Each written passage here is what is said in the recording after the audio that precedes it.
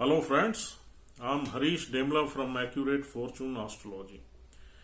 दोस्तों आज हम भाव चलित चार्ट पे बात करेंगे और काफी लोगों को कंफ्यूजन रहता है कि जब वो मेन जो है हमारा लगन चार्ट और चलित चार्ट को देखते हैं तो वहां पर डेफिनेटली कुछ प्लैनेट्स मूव कर जाते हैं, यानी कि वो प्लैनेट्स या तो अपने घर से पहले घर में आ जाते हैं या दूसरे घर में आ जाते हैं। तो ये कंफ्यूजन रहता है कि हम इन्हें एनालाइज कैसे करें, इनके फल कैसे देखें और ये क्यों होता है। ये सारी चीजें हम आज इस वीडियो में चर्चा करेंगे। देखिए दोस्तों, चलित चार्ट आपको सिस्टम ही बना देता है, कंप्यूटर वगैरह में सॉफ्टवेयर में सारी चीजें तय हैं और आपके सामने एक रेडीमेड चार्ट आ जाता है। तो हम इसको थोड़ा सा ब्रीफली बताएंगे, इसको बहुत ज्यादा डिटेलिंग में नहीं जाएंगे। चलित चार्ट की जो विधि है बनाने की वो हमारे शास्त्रों में दी हुई है और एक शास्त्र सूर्य सिद्धांता है या सिद्धांता शिरोमणि है, इसमें चलित चार्ट के बारे में विस्तृत जानकारी दी हुई है, आप देख सकते हैं। दूसरा, चलित चार्ट में देखिए दो तरह से हम जो है भावों को डिवाइड करते हैं, बांटते हैं। एक तो हम हर भाव को 30 डिग्री में इक्वल डिस्ट्रीब्यूशन कर देते हैं और इसको हम जो है जो पद्धति है श्रीपति पद्धति है, जिसके हिसाब से हम इसको इक्वल पार्ट्स में डिवाइड करते हैं। और एक दूसरी वेस्टर्न पद्धति है, मॉडर्न पद्धति है, जिसको हम वेस्टर्न प्लेसिडस भी कह देते हैं। तो ये एस्ट्रोलॉजी में यूज होती है, मॉडर्न वेस्टर्न एस्ट्रोलॉजर्स इसे यूज करते हैं। ये भावों को 30 डिग्री का ना देके वहां हर साइन का जो लॉन्गिट्यूड या लैटिट्यूड है उसको मद्देनजर रख के ही डिवीजन करते हैं और केपी एस्ट्रोलॉजी भी इसे यूज करती है। तो अब कई बार आपने देखा होगा कि एक साइन जब दूसरे हाउस में जाता है या मूव करता है तो हमारी राशि वही चलती है। मतलब वो 5वें घर में भी 11 नंबर में बैठा था 29 डिग्री में, और वो जब छठे घर में आया तो वो फिर 11 नंबर में ही आया, छठे घर में 29 डिग्री में। और लगन चार्ट में तो वहां 12 नंबर साइन है। और कभी कभी हम ये देखते हैं कि वो जब मूव करता है तो अगले साइन में ही मूव करता है, यानी कि 11 में बैठा हुआ एक प्लैनेट 12वें में मूव कर जाता है, हायर डिग्री में जो होता है। It all depends on the longitude and latitude of that particular sign, जो कि हमारे मॉडर्न वेस्टर्न जो है एस्ट्रोलॉजर्स यूज करते हैं। तो हम चलो, ये तो आपको हमने ब्रीफ इसकी हिस्ट्री बताई है, लेकिन हम देखेंगे एक्चुअली जब हम कोई भी अपने पर्टिकुलर्स डालते हैं किसी भी ऐप में, तो चलित चार्ट अपने आप बन के आ जाता है और उसमें वो 11 नंबर साइन में है, मूव कर रहा है, तो हम सपोज सेम साइन में मूव कर रहा है आगे या पीछे, तो हम उसी साइन के हिसाब से रिजल्ट्स देखेंगे। अगर अगले साइन में मूव कर रहा है तो डेफिनेटली साइन की इंपॉर्टेंस भी बदल जाएगी, तो हम उस हिसाब से रिजल्ट्स देखेंगे। अब देखिए, चलित चार्ट में जब भी कोई प्लैनेट हायर डिग्री का होता है या लोअर डिग्री का होता है तो वो लगभग मूव करने की प्रोबेबिलिटी वहां रहती है। कभी कभी नहीं भी करते वो, it all depends on the sign and its longitude और latitude of that particular sign जहां पर वो प्लैनेट बैठा हुआ है। कभी कभी 2 डिग्री का प्लैनेट भी मूव नहीं करता, कभी कभी 5 डिग्री का प्लैनेट भी मूव कर जाता है। तो ये सारी चीजें ये टेक्निकल है, जो कि आपको कुछ हमारे जो है ग्रंथों में मिलती हैं। और अब क्या है कि रिजल्ट्स, अब हमारा तो पर्पस है फलित ज्योतिषी का, हम रिजल्ट्स कैसे देखें। यानी कि एक प्लैनेट अगर हमारा 5वें में बैठा हुआ है हायर डिग्री में और वो चलित में छठे में आ गया, तो हम उसके रिजल्ट्स कैसे प्रिडिक्ट करें। हम फलित ज्योतिष की बात कर रहे हैं, उसी पे ही जंप करना चाहिए हमें। तो दोस्तों, उसमें क्या रहता है कि हम एक दो तीन एग्जांपल्स आपको देते हैं। अगर सपोज सूर्य 5वें घर में ऊंच का बैठा हुआ है 1 नंबर साइन में और एक्सॉल्टेड है, 10 डिग्री से थोड़ा बाहर है, तभी तो वो मूव करेगा। अगर हम एग्जांपल देंगे, सपोज 28 डिग्री का बैठा हुआ है तो वो एक्सॉल्टेड साइन में, और 28 डिग्री का बैठा होगा तो वो कृतिका नक्षत्र में मिलेगा आपको। अब देखिए सूर्य एग्जॉल्टेड साइन में कृतिका नक्षत्र में 5वें घर से रिलेटेड आपको बहुत कुछ शुभ रिजल्ट्स दे सकता है। यानी कि 5वां घर किस चीज का है? हमारे बच्चों का है। हमारे बच्चे नामी हो सकते हैं, नेम फेम रिकॉग्निशन हो सकती है, हमारी एजुकेशन बहुत अच्छी हो सकती है, हमारे लव लाइफ वगैरह बहुत ही रोमांटिक और अच्छी हो सकती है, हम स्पेकुलेटिव गेन्स, स्पेकुलेटिव मार्केट से पैसा कमा सकते हैं, अनसर्टेन गेन्स हमारी लाइफ में अच्छे हो सकते हैं, हम कहीं पिछले जन्म में अच्छे कर्मों के फल यहां भोग सकते हैं। और क्योंकि सूर्य एग्जॉल्टेड है, 5th हाउस का रिलेशन पिछले जन्म से है, एक हमें पुत्र की प्राप्ति हो सकती है अगर सूर्य एग्जॉल्टेड है और कृतिका नक्षत्र में है। तो अब लेकिन जब हम चलित चार्ट देखते हैं तो ये सूर्य मूव कर जाता है छठे घर में। छठे घर में 2 नंबर राशि है, एनिमी साइन है सूर्य का, वहां सूर्य बहुत वीक हो जाता है क्योंकि शुक्र देव की राशि में सूर्य के खराब रिजल्ट्स मिलते हैं। छठा घर भी दुष्टाना हाउस है तो वहां पर छठे घर से रिलेटेड हमें रिजल्ट्स भी मिलेंगे। यानी कि सूर्य हमारा चलित में छठे में आ गया, 5वें से और छठे से दोनों में रिजल्ट्स मिलेंगे। अब हम इस रिजल्ट्स को कैसे हम देखेंगे कि ये रिजल्ट्स जो है हमें कैसे मिलेंगे। देखिए, हमारे uncertain gains can be converted into losses. छठे घर में लॉस का घर या ट्रबल का घर है। हमारी एजुकेशन अच्छी होने के बाद भी हो सकता है हम उस एजुकेशन का प्रॉपर यूज ना उठा पाए या फायदा ना उठा पाए। हमारे स्टॉक मार्केट के जो गेन्स हैं वो कभी नुकसान में भी कन्वर्ट हो सकते हैं छठे घर में अगर बैठा हुआ है सूर्य। और हमारी लव लाइफ में ट्रबल्स आ सकती हैं, हमारी संतान होने में प्रॉब्लम आ सकती है, हमारी संतान को थोड़ी बहुत बीमारी रह सकती है।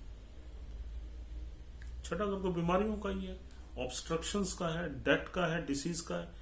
यानी कि हमारे जो कमाई हुई पैसा है वो कहीं डेट में खराब हो सकता है, किसी को हमने पैसा दिया तो वापस ना आया।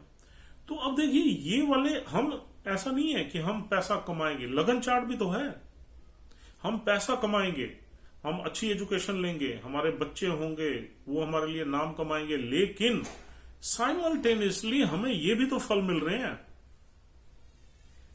तो ये फल जब हमें छठे घर से इंक्लूड हम अपने फल इसमें लगाते हैं तो डेफिनेटली तकलीफ बनती है। तो अब 5वें के घर के साथ छठा घर इन्वॉल्व हो गया।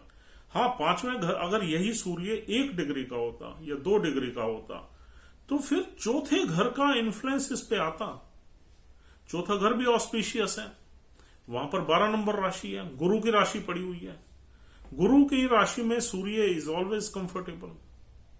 अब अगर सूर्य 1 डिग्री का कृतिका नक्षत्र में है या 2 डिग्री का है या 3 डिग्री का है, चलित में वो चौथे घर में मूव हो रहा है तो वो ऑस्पिशियस है, वो आपको प्रॉपर्टी में ब्लेस कर सकता है, वेल्थ में ब्लेस कर सकता है, कन्वीनियंसेस दे सकता है, पीस ऑफ माइंड। अब पैसा कमाओगे भी सही और वो चीजें भी प्राप्त करोगे। अब दोनों ही ऑस्पिशियस हाउस आ गए। यानी कि आपने पैसा कमाया भी सही, उससे अपनी कन्वीनियंस भी ली, आपने पैसा कमाया इधर से, उधर से अपनी गाड़ियां ली, मकान बनवाया, सुख भोगे, हैप्पीनेस का योग बना। तो क्या है, सूर्य आपको अब दोनों ऑस्पिशियस हाउसेस के रिजल्ट्स दे रहा है। तो this is the miracle of चलित चार्ट। हाँ, अगर कोई भी 2 हाउसेस अच्छे जुड़ जाते हैं तो दोनों हाउसेस के रिजल्ट्स आपको कंबाइंड करने हैं और पहला रिजल्ट आपको देखना है लगन का और दूसरा देखना है चलित का, चाहे वो बाद का घर इन्वॉल्व हो रहा हो या पहला इन्वॉल्व हो रहा हो। अब एक एग्जांपल जल्दी से और ले लेते हैं। सपोज हम 12वां और 11वां घर ले लेते हैं। अगर कोई भी प्लैनेट, यानी कि अगर मान लिया गुरु या शुक्र मान लेते हैं, शुक्र अगर 12 नंबर राशि में 11वें घर में बैठा हुआ है, 11वें घर में 12 नंबर राशि टॉरस असेंडेंट में मिलेगी आपको। अगर गुरु 12 नंबर राशि में 11वें घर में बैठा हुआ है हायर डिग्री का, मतलब उसकी डिग्री 29, 28 या 27 है, और वो चलित में मूव कर जाता है 12वें घर में, तो देखिए 11वें घर में तो आपको अच्छे गेन्स देगा। वो नक्षत्र को देखना जरूरी है, किस नक्षत्र में है, पूर्व भाद्रपद में है या उत्तर भाद्रपद में है या रेवती में है, वो आप देखो, और उसका लॉर्ड कहां पड़ा हुआ है, तो इसका मतलब अगर लॉर्ड वेल प्लेस्ड है तो अच्छे रिजल्ट्स देगा। लेकिन जब चलित में ये मूव हो जाएगा 12वें घर में, तो दैट मीन्स आपके जो गेन्स हैं, जो लाभ है, वो कहीं ना कहीं लॉस में लेटर लाइफ में कन्वर्ट हो सकता है। वो पैसा खराब हो सकता है, उसका एक्सपेंस हो सकता है, वो लॉस में जा सकता है। तो this is the result of चलित चार्ट। तो अब आपने दोनों के रिजल्ट्स कंबाइन कर दिए। नहीं भाई, ये बंदा पैसा तो कमाएगा क्योंकि शुक्र एग्जॉल्टेड बैठा हुआ है और योग कारक प्लैनेट है टॉरस, लगन का ही मालिक ही है, लेकिन हायर डिग्री में बैठा हुआ है। हायर डिग्री में चलित में वो मूव कर रहा है 12वें में। इसका मतलब कमाए हुआ पैसा कहीं ना कहीं खराब होगा, या उसका कमाया हुआ पैसा कहीं ना कहीं लॉस में जाता रहेगा साथ साथ। और अगर यही शुक्र कम डिग्री का है, एग्जॉल्टेड बैठा है, कम डिग्री का है, तो इसका मतलब यह है कि वो चलित चार्ट में आपको पिछले घर में दिखाएगा। देखिए, अगर पिछले घर में वो 12 नंबर साइन में ही दिखाता है, 12 नंबर साइन ही एक्सटेंड हो जाता है प्रीवियस हाउस में, तो फिर बहुत अच्छा है, कोई दिक्कत नहीं है। 10वां घर है, कैरियर का है, सोशल स्टेटस का है, नेम फेम का है, सरकारी लोगों का है, हमारी जो है स्टैंडिंग का है, फाइनेंशियल स्टैंडिंग, कैरियर का है, प्रोफेशन का है। 12 नंबर साइन में शुक्र यहां भी है और 11वें में भी है, क्योंकि साइन ही एक्सटेंड हो गया according to latitude and longitude. तो कोई दिक्कत नहीं। अगर 11 नंबर में आ गया तो फिर हमें यह देखना पड़ेगा कि शनिदेव कहां बैठे हुए हैं। हालांकि घर तो अच्छा है, कैरियर का घर है, सोशल स्टेटस का घर है, शुक्र हमारे लगन का मालिक 10वें में आ जाएगा, हमें प्रोफेशनली बनाएगा, घर अच्छा है, नो डाउट। शनि से मित्रता भी है। फिर हमें शनि की भी प्लेसमेंट पे नजर मारनी पड़ेगी। अगर शनि ही 8वें घर में बैठा है तो यहां ऑब्स्टेकल्स रहेंगे। वहां गुरु पे नजर मारनी पड़ेगी जब वो गुरु की राशि में बैठा है। तो जब चलित चार्ट में हम देखेंगे, अगर वो 12 नंबर साइन से 11वें में आ रहा है तो हमें शनि की प्लेसमेंट देखनी जरूरी है। अगर वो 12 नंबर में 12 नंबर ही एक्सटेंड होकर नीचे आ रहा है तो फिर कोई दिक्कत नहीं है। फिर इसका मतलब उसकी पोजीशन सेम है, वो हमें दोनों ही हाउसेस के रिजल्ट्स देगा, 11वें के भी और 10वें के भी, और अच्छे रिजल्ट्स देगा क्योंकि दोनों ही अच्छे घर हैं। तो दोस्तों, इसी तरीके से हम एक और एग्जांपल ले लेते हैं और ज्यादा आपको क्लैरिफाई करने के लिए कि सपोज 6 नंबर साइन में, सपोज 7 नंबर साइन में शुक्र बैठा हुआ है विवाह स्थान पे। 7 नंबर साइन में विवाह स्थान पे 7 नंबर साइन 7वें घर में शुक्र बैठा हुआ है। लगन किसका हुआ? मंगल का हुआ। अगर यही शुक्र कम डिग्री का बैठा हुआ है और चलित में आपको ये 6ठे घर में आ जाता है नीच का, तो आपके विवाह शुरू में ठीक चलेगा, बाद में उसमें प्रॉब्लम आने की प्रोबेबिलिटी रहेगी, डिस्प्यूट्स बनने की प्रॉब्लम रहेगी, वाइफ की हेल्थ बाद में खराब होने के चांसेस रहेंगे। शुक्र अब डेबिलिटेट हो गया क्योंकि वो अर्ली डिग्री में बैठा हुआ था 2-3 डिग्री में, और वो मूव कर गया 6 नंबर राशि में। तो यहां पर वाइफ की हेल्थ में खराब, शादी में थोड़ी दिक्कत, प्रॉब्लम्स, डिस्प्यूट, ये सारी चीजें रहेंगी। और अगर वो 7 नंबर राशि ही नीचे एक्सटेंड कर गई 6ठे घर में, फिर ये है कि ये प्रॉब्लम्स तो रहेंगी लेकिन संभली रहेंगी क्योंकि 7 नंबर में शुक्र अच्छा माना जाता है। तो क्या है, प्रॉब्लम्स तो आएंगी, 6ठा घर का इन्फ्लुएंस आएगा, लेकिन वो प्रॉब्लम्स विद इन कंट्रोल होंगे, विद इन मैनेजमेंट होंगी, वो आप हैंडल कर लोगे।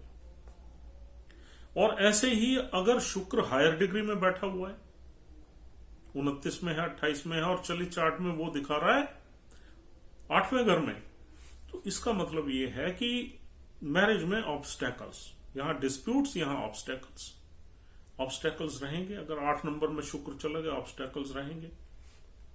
और यहां कुछ न कुछ एक्स्ट्रा मैरिटल वगैरह का भी रहता है योग, 8वें घर में शुक्र चला जाए तो,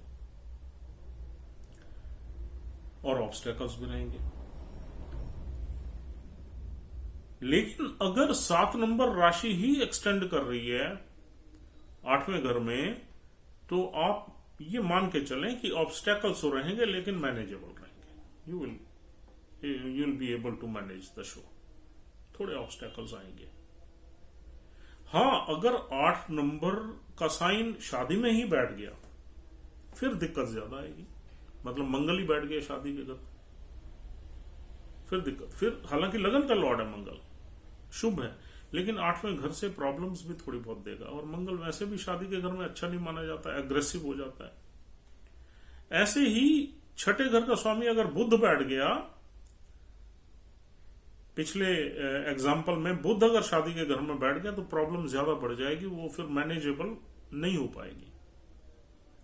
तो आपने एक ही जब प्लेसमेंट को देखना है तो एक ही की बात करनी है। अगर उसके साथ दूसरी भी कोई बैड प्लेसमेंट है तो उसके बैड रिजल्ट्स बढ़ जाएंगे, और अच्छी प्लेसमेंट है तो अच्छे रिजल्ट्स बढ़ जाएंगे। तभी तो नीच भंग योग का कंसेप्ट है कि एक प्लैनेट बुरा है, बुरे रिजल्ट्स दे रहा है, दूसरा प्लैनेट अच्छा है तो नहीं, अच्छे भी रिजल्ट्स हैं तो बुरे रिजल्ट्स अंडरमाइन हो जाएंगे, दब जाएंगे, अंडर उसके रहेंगे। तो यही कंसेप्ट है नीच भंग योग का। तो दोस्तों, इसी तरीके से आपने चलित चार्ट को लगन चार्ट के साथ पैरेलली एनालाइज करना है, ऑब्जर्व करना है, और फिर आपने प्रेडिक्शंस देनी है। अगर आपने डिग्री जरूर देखनी है किसी भी प्लैनेट की। अगर आपने प्लैनेट्स की डिग्री नहीं देखी, चलित चार्ट को मद्देनजर नहीं रखना, तो बहुत सारी आपकी प्रेडिक्शंस गलत हो जाएंगी। सो दोस्तों, thank you very much for watching this video patiently. We hope कि आपको ये वीडियो अच्छी लगी है और चलित चार्ट का कंसेप्ट बिल्कुल क्लियर हो गया आपके माइंड में। और जब भी आपने फलित ज्योतिषी में जाना है तो चलित चार्ट को बहुत जरूरी देखें लगन के साथ। हालांकि नवमांश को भी आप देख सकते हैं, लेकिन चलित चार्ट और लगन चार्ट को साथ में रख के ही आप प्रिडिक्शंस दें, तभी एक्यूरेसी पे आप पहुंचेंगे। Thank you very much, take care of yourself, will see you soon, good bye.